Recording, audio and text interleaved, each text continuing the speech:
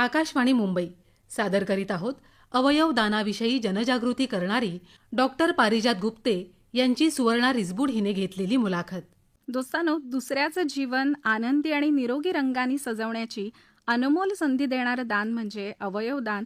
जिवंतपणी आणि मृत्यूनंतरही हे दान आपण करून एखाद्या रुग्णाला नवं जीवन देऊ शकतो.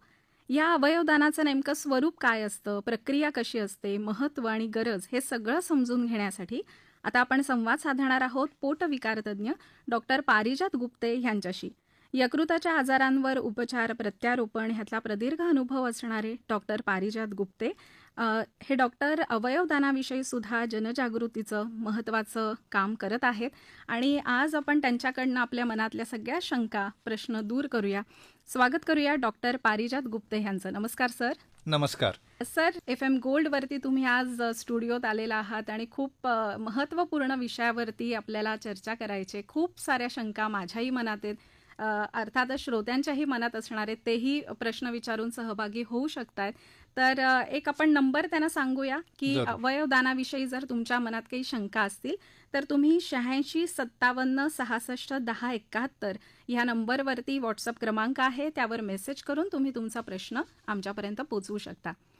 सुरुवात करूया सर. जरूर. अगदी बेसिक प्रश्न की अवयवदान म्हणजे नेमकं काय? बरं, हे सुरुवात करायच्या आधी मी तुम्हाला सांगतो की जर तुम्हाला एखादा पेशंट किंवा अशी व्यक्ती भेटली की ज्याचं आता आयुष्य हे काही आठवडे, काही दिवस अथवा काही महिन्यापुरतंच सीमित आहे आणि जर तुम्ही अशी काही गोष्ट देऊ शकाल त्याला की ज्यामुळे त्याचं आयुष्य अजून 20, 25, 30 वर्ष चांगलं राहील किंवा तो तुम्हाला 25 वर्षांनी परत चांगला भेटतो, तर त्याच्यासारखी दुसरी आनंददायी कुठली गोष्ट नाही. अगदी खरं. आणि हे साध्य होतं अवयवदानातनं. जो पेशंट, रुग्ण जो खूप आजारी असतो, ज्याच्या ऑर्गन फेलियर म्हणजे किडनी, हार्ट, लिव्हर हे फेल झालेलं असतं आणि त्याला जर आपण हे अवयव देऊन जर त्याचं प्रत्यारोपण केलं तर तो व्यक्ती एक आनंदी आणि हेल्दी आयुष्य, पूर्ण आयुष्य काढू शकतो चांगलं आणि त्याच्या फॅमिलीला सपोर्ट करू शकतो. यासारखा दुसरा डॉक्टरांना आनंद नाही किंवा कोणाला, आपल्यालाही आनंद नाही. तर हे त्याचं बॅकग्राऊंड आहे. थोडक्यात सांगायचं झालं अवयवदान म्हणजे काय, तर एखाद्या व्यक्तीने दुसऱ्या व्यक्तीला उपचाराकरिता कायदेशीररित्या जिवंत अथवा मृत्यू पश्चात केलेले अवयवाचे दान. ह्याच्यातला प्रत्येक शब्द महत्त्वाचा आहे. त्यामुळे ही आपल्या सरकारने किंवा गव्हर्नमेंटने कायद्याने दिलेली ही एक व्याख्या आहे आणि त्यानुसार हे अवयवदान होतं. त्याला अवयवदान असं म्हणतात. बरोबर. सर, अवयवदानासोबतच देहदान हा सुद्धा शब्द आम्ही अनेकदा ऐकतो, तर या दोघांमधला नेमका फरक काय आहे? ही बऱ्याच वेळेला जेव्हा अवयवदानावर चर्चा होते तेव्हा लोक देहदानाविषयी बरीच चौकशी करतात. तर या दोन वेगळ्या गोष्टी आहेत. दोन्ही गोष्टी तितक्याच चांगल्या आणि तितक्या करायला पाहिजेत.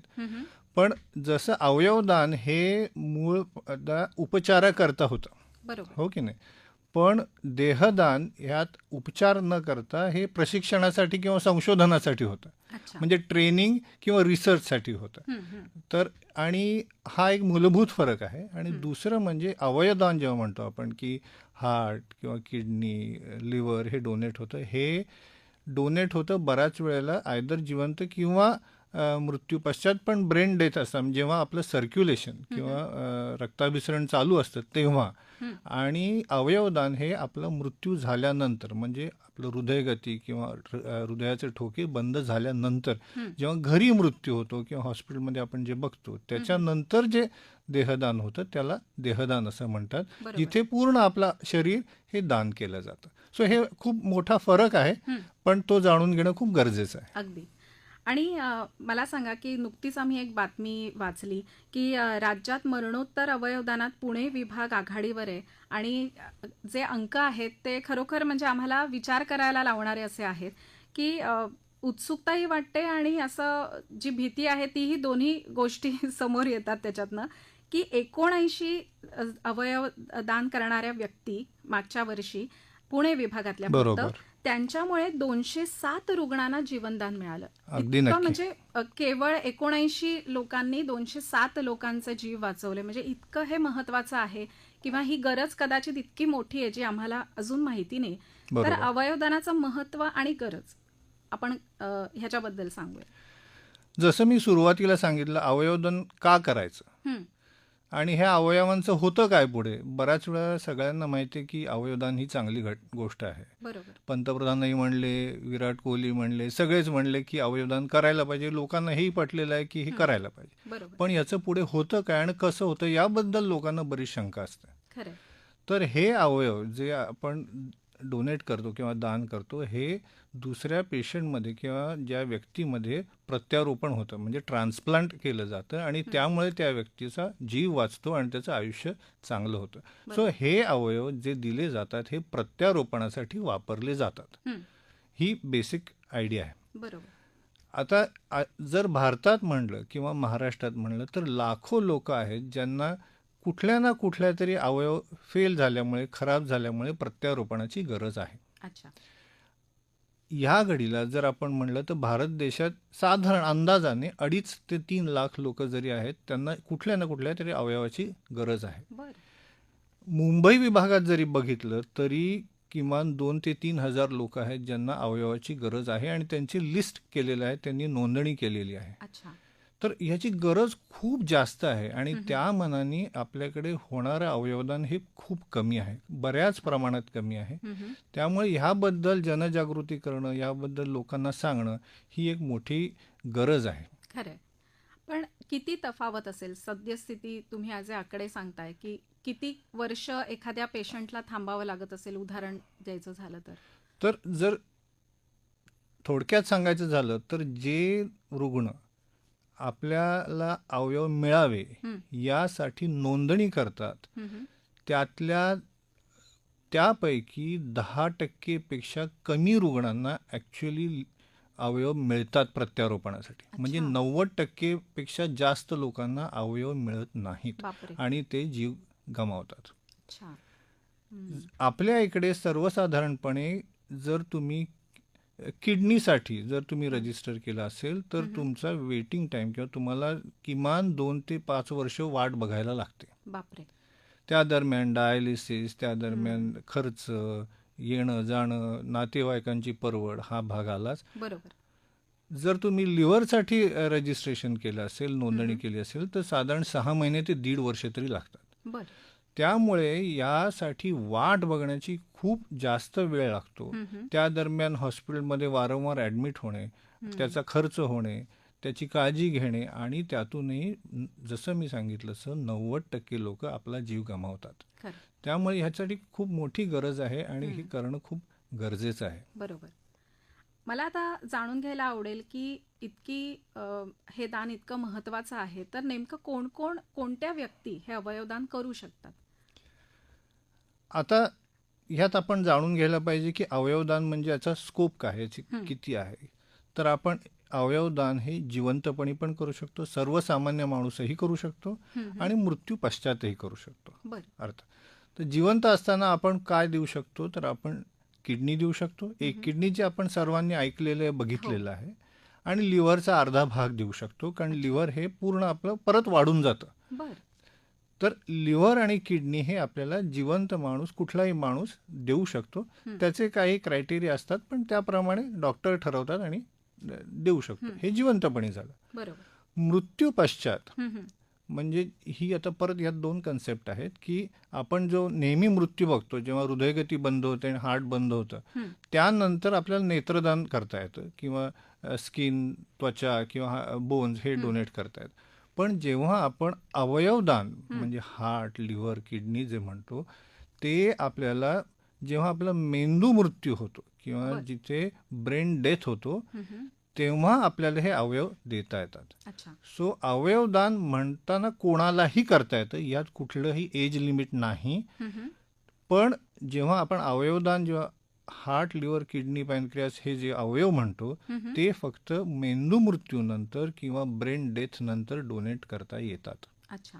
पण काय साधारण अंतर आहे? म्हणजे मृत्यूचा 2 आपण बघितलं की सामान्य म्हणजे वृद्धापकाळाने मृत्यू झालाय किंवा अपघातात झालाय किंवा तुम्ही उल्लेख केला की ब्रेन डेड झालेला आहे. तर काय नेमका फरक असतो आणि ब्रेन डेड ही व्यक्ती परत म्हणजे बाकी त्याची यंत्रणा चालू असते का कसं असतं म्हणजे?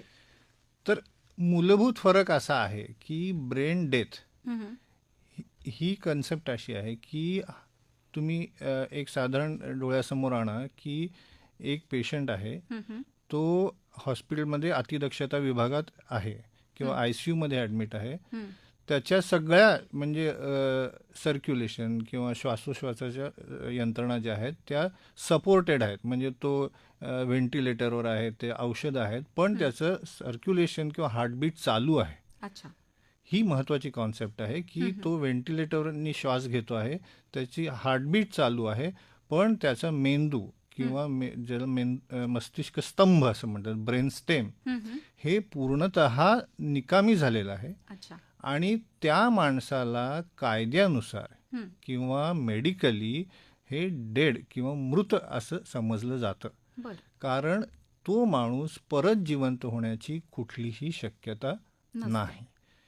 ही ब्रेन डेथची कन्सेप्ट आहे. हम्म, त्यामुळे बऱ्याच वेळेला पेशंट आम्हाला किंवा नातेवाईक आम्हाला फोन करतात की माझे वडील गेले किंवा माझं कोणी नातेवाईक गेलं घरी आता, तर आम्ही अवयवदान करू शकतो का? हम्म, तर तसं नाही होत. बरोबर. हे पेशंट जे हॉस्पिटलमध्ये असतात आणि काही कारणांनी जेव्हा त्यांचा मेंदू मृत्यू होतो, हम्म, ते पेशंट फक्त अवयवदान करू शकतात. अच्छा. पण त्यात कुठली वयाचं लिमिट नाही, त्यात कुठलं काही धर्माचं लिमिट नाही, कुठलंच नाही, कोणीही करू शकतं. बरोबर. म्हणजे एखाद्या व्यक्तीने अवयवदान करायचं ठरवलेलं आहे, पण त्याचा मृत्यू मात्र अपघातात किंवा वृद्धापकाळामुळे झालेला आहे, तर मग अशा ह्याच्यामध्ये त्यांचे अवयव स्वीकारणं कठीण होतं.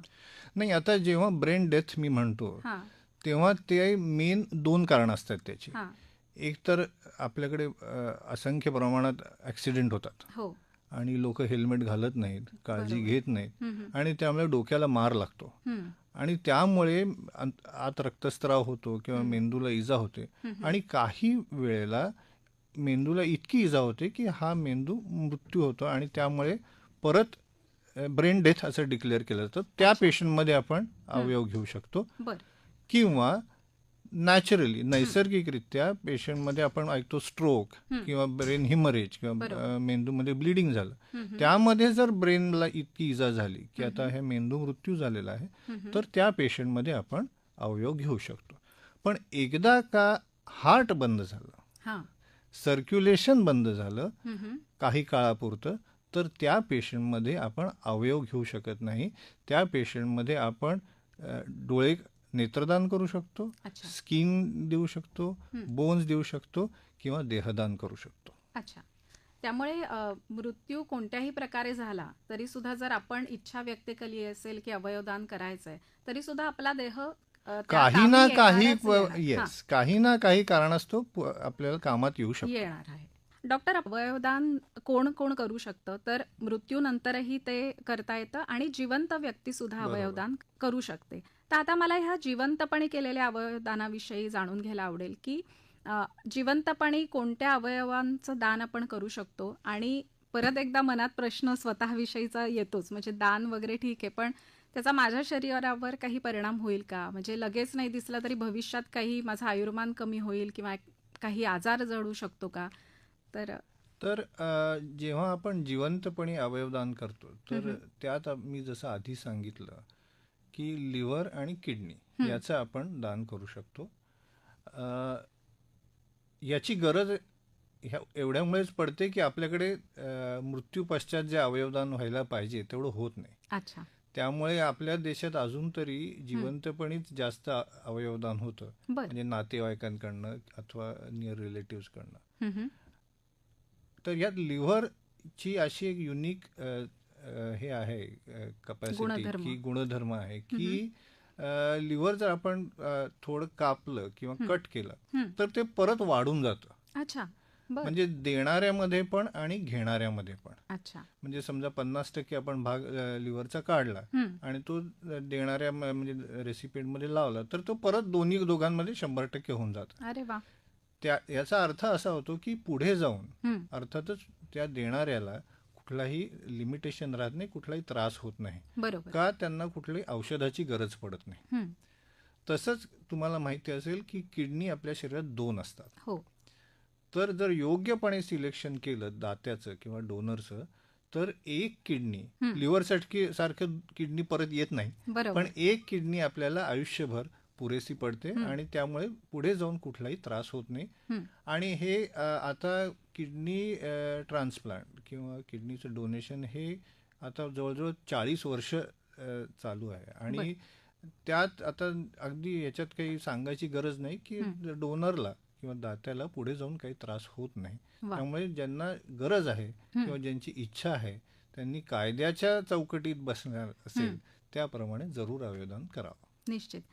पण मला सांगा की जिवंत व्यक्ती जेव्हा अवयवदान तिला करायचं असेल तेव्हा ती फक्त तिच्या नातेवाईकांमध्ये गरज असेल त्यांनाच देऊ शकते का इतर कोणालाही जे आपल्याला माहितीही नाहीये त्यांना देऊ शकते? अर्थात म्हणजे कायद्यानुसार आपण देऊ शकतो, म्हणजे आपला मित्र जवळचा अथवा कोणी असेल, पण त्याचं आपल्याला व्यवस्थित कायद्यानुसार जे काय कागदपत्र किंवा हे लागतात ते करायला लागतं. अच्छा. सर्वसाधारणपणे डॉक्टर्स आणि हॉस्पिटल हे शक्यतो करत नाहीत. बर. तर बऱ्याच वेळेला किंवा मोस्ट ऑफ द टाइम हे जवळच्या नातेवाईकांना जे अवयव देतात. त्यात म्हणजे आई वडिलांना मुलं देऊ शकतात, मुलांना आई वडील देऊ शकतात. आणि 1994 साली जो हा ट्रान्सप्लांट ऍक्ट आला त्यात आधी ग्रँडपेरेंट्स नव्हते, म्हणजे आजी आजोबा नव्हते. अच्छा. पण नंतर मग त्याच्यात सुधारणा करण्यात आली आणि मग नंतर त्याच्यात आजी आजोबांचं पण घेऊ शकतो. आणि अर्थात स्पाऊस म्हणजे आपली नवरा बायको कोणी देऊ शकतं. ही लोक सगळे देऊ शकतात. अच्छा. आणि मामा मावशी हे जे आहेत दूरचे नातेवाईक पण देऊ शकतात, पण त्यासाठी आपल्याला व्यवस्थित त्याचं कायद्यानुसार डॉक्युमेंटेशन करायला लागतं. त्याची एक समिती असते, त्यांच्याकडनं आपल्याला परमिशन घ्यायला लागते आणि मग आपण करू शकतो. पण त्याच्यामध्ये जेनेटिकली असं काही अडकाठी येत नाही, म्हणजे आपण म्हणजे नातं नसलं म्हणजे रक्ताचं नातं नसलं तरीही चालतं. फक्त रक्तगट जुळायला लागतो. लिव्हरमध्ये तर फक्त रक्तगट जुळायला लागतो. आणि किडनीमध्ये काही श्रोत्यांना माहिती असेल की त्यात एक जेनेटिक टेस्ट HLA म्हणून एक टेस्ट असते, त्याचं जुळवा करायला लागतं. पण बाकी म्हणजे तो माझा दूरचा नातेवाईक आहे म्हणून माझं लिव्हर चालणार नाही किंवा ते असं काही नसतं. तर ते डॉक्टर ठरवतात की हे योग्य आहे का नाही. अरे वा, मस्त. आता मला सांगा की एखाद्याने ठरवलं की माझी इच्छा आहे अवयवदान करायची, तर त्याची नोंदणीची प्रक्रिया कशी असते? अवयवदानासारखं म्हणजे हे आपण मृत्यू पश्चात ह्या कॉन्टेक्स्टमध्ये बोलतोय. कारण जेव्हा आपण जिवंत असताना अवयवदान करतो तेव्हा कुठली नोंदणी करायची गरज लागत नाही. ते आपण जो रुग्ण असतो त्याच्या नात्याशी आणि त्याप्रमाणे ठरवलं जातं. बरोबर. आपल्याला नोंदणी ही फक्त मृत्यू पश्चात अवयवदान करायची असेल तरच करायला लागते. आता अवयवदान करायचं असेल तर नोंदणी केलेलीच पाहिजे याची काही गरज नाही. बरं. पण नोंदणी जर केलेली असेल तर तुमच्या नातेवाईकांना त्यावेळी निर्णय घ्यायला किंवा हा डिसिजन घ्यायला सोपं जातं.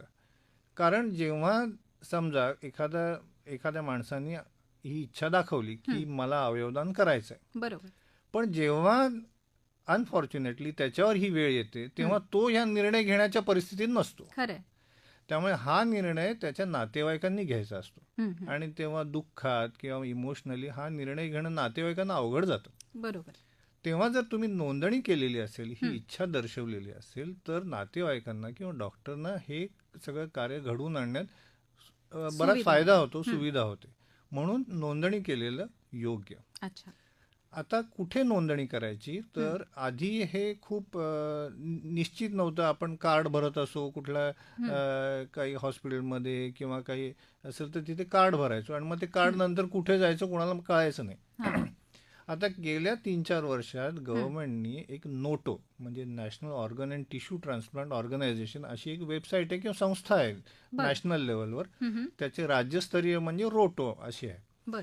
तर त्यांची एक वेबसाईट आहे नोटो, NOTTO. तिथे जाऊन जर तुम्ही तुमचं नोंदणी केलीत, तिथे तुम्हाला आधार कार्ड आणि सगळे तुमचे डिटेल्स भरायला लागतात, तुमचा रक्तगट लिहायला लागतो आणि तुम्हाला कुठले अवयव दान करायचे हे पण लिहिता येतं. अच्छा. आणि हे तुमचं रजिस्टर होतं. हम्म. त्यानंतर तुम्हाला जसं कोविडमध्ये सर्टिफिकेट मिळायचं तसं हो. एक सर्टिफिकेट मिळतं. बर. आणि सगळ्यात महत्त्वाचं मला असं वाटतं की हे भरल्यानंतर हम्म. तिथे गरज असते की तुमच्या नातेवाईकाचा ईमेल किंवा नंबर द्या. म्हणजे घरी माहिती असणं हां, आवश्यक तर आहे. तो मेसेज हम्म. ते तुमच्या नातेवाईकांना पण जातो. अच्छा. कारण हे खूप गरजेचं आहे की हो. तुम्ही इच्छा दाखवली हे नातेवाईकांना पण माहिती माहिती पाहिजे. हवी. बरोबर आहे. सो हा एक मार्ग आहे की नोटो किंवा रोटोच्या वेबसाईटवर तुम्ही रजिस्ट्रेशन करू शकता. हम्म. किंवा लोकल म्हणजे झोनल ट्रान्सप्लांट कोऑर्डिनेशन कमिटी ही मुंबई, ठाणे, पुणे, नागपूर या ठिकाणी आहे. बरं. त्यांच्या वेबसाईटवर तुम्ही रजिस्टर करू शकता. अच्छा. अथवा त्याच्याहूनही सोपं म्हणजे तुम्ही जेव्हा ड्रायव्हिंग लायसन्स काढता, हम्म. हे बऱ्याच लोकांना माहिती नाही. हा. हे गव्हर्नमेंटने खूप आधी आता केलेलं आहे. बर. जेव्हा तुम्ही ड्रायव्हिंग लायसन्सचा फॉर्म भरता तिथे एक असा हे आहे की तुम्हाला ऑर्गन डोनर व्हायचं आहे का नाही. बर. तिथे तुम्ही टिक करायची असते हो, आणि ते अच्छा. तुमच्या ड्रायव्हिंग लायसन्सवर येतं. बर. हे अच्छा. बऱ्याच लोकांना माहिती हो, नाही. माहितीच कारण नाही. बऱ्याच वेळेला ट्रेनिंग स्कूल हो. किंवा इतरच लोक हा फॉर्म भरतात. पटापट तो भरला जातो आणि कळत नाही. त्यामुळे ड्रायव्हिंग लायसन्सवर रजिस्ट्रेशन करणं हम्म. हे खूप चांगलं आहे आणि ते तुमच्याकडे राहतं. बरोबर इट्स आहे. अ रेकॉर्डेड थिंग. आणि एकच कार्ड घेऊन दोन्ही सगळीकडे कामं जायला. होतात. त्यामुळे तुम्ही नोटो रोटोच्या वेबसाईटवर करू शकता अथवा ड्रायव्हिंग लायसन्सवर करू शकता. हम्म. पण तुम्ही नोंदणी केलेली नाही म्हणून जर वेळ आली तर तुम्हाला अवयवदान करता येणार नाही असं नाही. पण मग तेव्हा मग कुठे जायचं? समजा आपण नोंदणी केली नाहीये आणि मृत व्यक्तीच्या नातेवाईकांची इच्छा आहे आता, तर मग त्यांनी कुठे जावं? तर त्यात 2-3 ऑप्शन आहेत आपल्याला. एक तर तुम्ही हॉस्पिटलमध्ये डॉक्टरांना किंवा जे जवळपास असेल त्यांना सांगा. जिथे प्रत्यारोपण होतं तिथे युजली कोणतरी एक सोशल वर्कर असतो. बर. ते तुम्हाला मदत करतील. हम्म. पण तुम्ही एखाद्या हॉस्पिटलमध्ये किंवा एखाद्या ठिकाणी असाल जिथे ही काही व्यवस्था नाही, हा. तर तुम्ही ZTCC म्हणजे ही मुंबई ZTCC, पुणे ZTCC यांना फोन करू शकता किंवा नोटोची पण एक हे आहे, नंबर आहे, तिथे फोन करू शकता. बर. मी तुम्हाला नंबरही देऊ शकतो जिथे फोन करा. लोकांनी नंबर लिहून ठेवा किंवा तुम्ही जर वेबसाईटवर गुगल किंवा कुठे जाऊन सर्च केलं तर तुम्हाला सहजरित्या मिळून जाईल आणि ते तुम्हाला पूर्णपणे मदत करतील. अच्छा. आपण आत्ता नंबर सांगू शकतो? तर ZTCC मुंबईचा नंबर आहे 93-200 63468. हा मुंबईचा नंबर आहे. आणि तसाच नोटोचा पण नंबर आहे. तो त्यांचा एक हेल्पलाईन आहे 1800-114770. आणि 24 तास ह्या हे सुविधा 24 सुरू तास आहेत. सुविधा अवेलेबल आहे. कधीही फोन करा, ते तुम्हाला नक्की मदत करतील. अथवा तुम्ही त्या हॉस्पिटलमध्ये विचारा, कोण ना कोणती त्याबद्दल तुम्हाला माहिती देईलच नक्की. नक्की. म्हणजे माहिती मिळाली नाही म्हणून अवयवदान होऊ नये असं कधी होऊ नये. खरं. कारण हे खूप महत्वाचं आहे आणि याची व्हॅल्यू खूप जास्त आहे. अगदी. आता मला सांगा की समजा एखाद्या व्यक्तीने नोंदणी केलेली आहे, पण घरची त्याला सहमती असेलच असं नाही. वेगवेगळी मतं असू शकतात. बरोबर. पण मग एकदा मी नोंदणी केली म्हणजे मी कायद्याने बांधली जाते का, किंवा ते कुटुंब बांधलं जातं का? का कुटुंबाला अधिकार राहतो शेवटी की तिथे जायचं का नाही जायचं? तुम्ही जरीही नोंदणी केली असेल अथवा हा निर्णय घेतलेला असेल की मला अवयवदान द्यायचं आहे, करायचं आहे, आणि मी पूर्वी म्हणलं तसं की त्यावेळी तुम्ही डिसिजन मेकर नसता किंवा तुमची परिस्थिती नसते की तर हा निर्णय पूर्ण त्यांच्या नातेवाईकांचा किंवा फॅमिलीचा असतो. बर.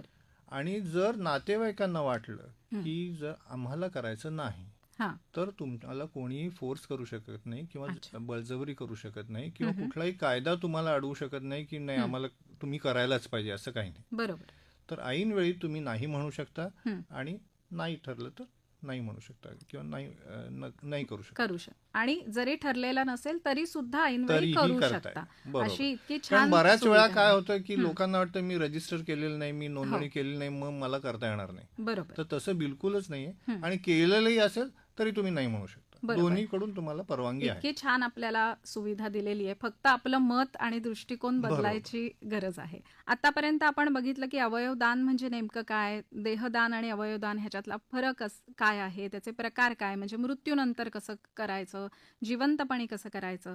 आता ह्या सगळ्याविषयी जाणून घेताना डॉक्टर, मनात उत्सुकता आहे की तुम्ही अनेक वर्ष ह्या क्षेत्रात ह्या विषयावर काम करताय. प्रत्यारोपण आणि त्याचाही प्रदीर्घ अनुभव तुमच्या गाठी आहे. तर तुमच्याकडनं आता आम्हाला अनुभव ऐकायला आवडतील, कारण तो जो आनंद आहे तो अवर्णनीय असेल निश्चितच, पण म्हणजे एखाद्याने अवयव दान केलेलं आहे, एखाद्याला ते मिळालेलं आहे दान, आणि त्यांनी त्याचं आयुष्य नवीन आनंदी असं झालंय, तर तो अनुभव सांगा. अगदी स्वतः सांगायचं झालं तर 2007-8 साली जेव्हा आम्ही पहिल्यांदा सुरुवात केली तेव्हा जसलोक हॉस्पिटलमध्ये, तर डोंबिवलीचेच एक गृहस्थ होते, बरं. साधारण 40-45 वर्षाचे आहेत. त्यांच्या मुली जुळ्या मुली 10वीत होत्या. बरं. अगदी साधारण मराठी फॅमिली, हां. आणि ते खूप आजारी होते. म्हणजे काही आठवडे, काही महिने, त्याच्या पलीकडे नाही. बरं. आणि तेव्हा आम्ही त्यांना लिव्हर मिळालं अरे वा. आणि प्रत्यारोपण केलं. हम्म.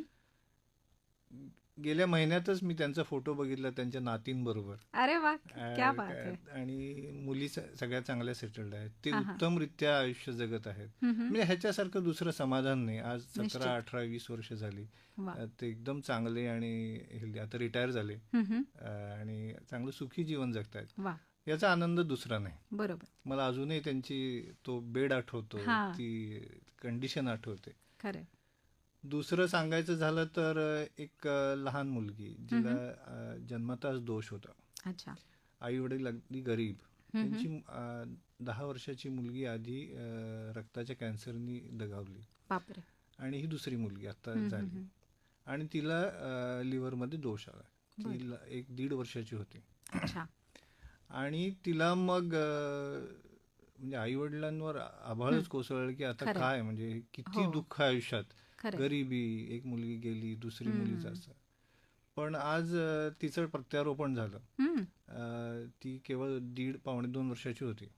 आता त्याला 3 वर्ष झाली. ती आता शाळेत जाते, बोलते, हसते, खेळते, धावते, भेटायला येते.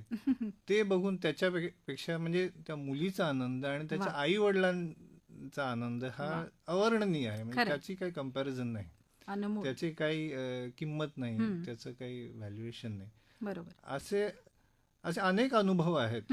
लहान मुलं, म्हणजे जो वर्किंग क्लास, तिथे जिथे आपण फॅमिलीला सपोर्ट करत असतो तिथे एकदम अचानक माणूस दगावतो. बरोबर. त्यांचा जो अनुभव असतो, तो जो फॅमिलीला सपोर्ट मिळतो, त्याच्यासारखा दुसरं काही हे होत नाही. खरंय. तिसरं म्हणजे अगदी काही वर्षापूर्वीच आम्ही केलं होतं. एक मुलगा होता, लॉ करत होता, आणि इतका आजारी होता की आता बहुतेक पुढच्या 2-4 दिवसात जाईल असं, म्हणजे इतकं ICU मध्ये आजारी होता. आणि देवाच्या दयेने त्याला लिव्हर मिळालं. अरे वा. आणि तो आज इतका चांगला आहे की परत लॉ केलं, आता काम करतो, भेटायला येतो. आणि ते इतके ऋणी राहतात की नेहमी येतात, प्रेमाने भेटतात, आणि त्यांना भेटण्यात जो आनंद आहे की नाही, तो कंपॅरिझनच नाही करू शकत आपण. नवजीवनच खऱ्या अर्थाने नवीन जीवन मिळतं. असे अनेक अनुभव आहेत की ज्यामध्ये लोकांचे आयुष्य बदलली आणि त्यामुळे ते चांगलं आयुष्य जगले. दुसरं म्हणजे एक नवरा बायको दोघंही, आधी 10 वर्षापूर्वी बायकोला ट्रान्सप्लांटची गरज पडली, आणि नंतर 10 वर्षांनी ते हजबंड ते होते, त्यांनाही गरज पडली. दोघांनाही प्रत्यारोपण झालं. आता ते दोघंही चांगले आहेत, दोघंही चांगलं आयुष्य जगतात. तर प्रत्यारोपणाचा फायदा असा आहे की तुम्हाला फक्त आयुष्य मिळत नाही, तर तुम्हाला चांगलं आयुष्य मिळतं. तुम्हाला पुढे जाऊन काम करता येतं, तुम्हाला पुढे जाऊन नोकरी करता येते, तुम्हाला अर्थार्जन करता येतं. त्यामुळे असं नाही की बऱ्याच लोकांना असं वाटतं की प्रत्यारोपणानंतर मग काय ते काचेच्या बंद खोलीमध्ये राहायचं, औषधं घ्यायची, खर्च करायचा, 2-5 वर्ष ते अवयव चालतात आणि जातात, असं नसतं. तर हे अवयव आपल्याला आयुष्यभर पुरतात. आता त्यात तुम्ही थोडी काळजी घ्यायला लागते, खरंय. औषधं घ्यायला लागतात, काही शिस्त पाळायला लागते, पण त्यामुळे आयुष्य तुम्हाला चांगलं आयुष्य मिळतं. बरोबर. ह्यात आत्तापर्यंत तरी खर्च बराच आहे. हम्म. सध्याच महाराष्ट्र गव्हर्नमेंटनी एक स्कीम अनाऊन्स केलेली की जिथे बरेच काहीतरी 12 का 14 लाख रुपये मदत करणार आहेत असं त्यांनी अच्छा. सांगितलेलं आहे. बरं. तर त्यामुळे खूप बरं होईल. हम्म. पण तो खर्च करणंही मला वाटतं योग्य आहे, हम्म.